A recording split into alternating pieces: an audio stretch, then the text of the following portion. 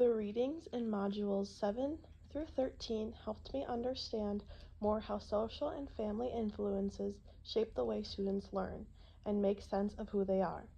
One idea that stood out to me comes from Kirk and Okazawa Ray, who explains how different events in a child's life can change the way they see themselves. They quote that critical life events such as entering kindergarten, losing a parent through death or divorce, or the onset of puberty may all serve as catalysts for a shift in how we think about ourselves. A 5-year-old Vietnamese American child of immigrants may experience the first challenge to her sense of identity when her kindergarten teacher admonishes her to speak only in English. This example really showed me how teachers can affect a student's identity without even realizing it. Something as simple as telling a student not to speak their home language can make them feel like part of themselves doesn't belong at school, which can influence their confidence and motivation to learn. James and Weigel add another important example by showing how students often blame themselves for struggles that are actually connected to bigger social and economic systems. They quote that, however, the assumption of personal failure is so prevalent of larger systems and policies. In other words, the individual is the one most often blamed.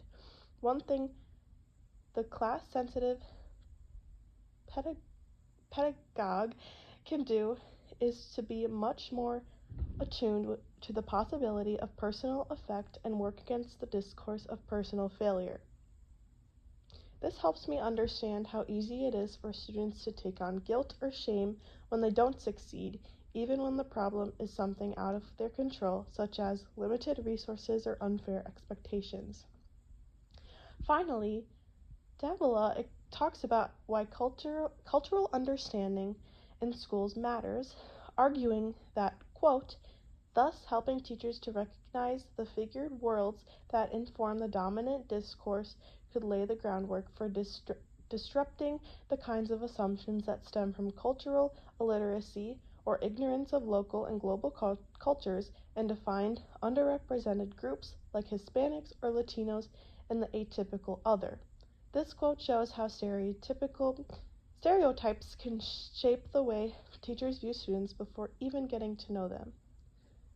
These readings matter for teachers and for anyone working with young people because they show how identity, class, race, and culture all influence learning.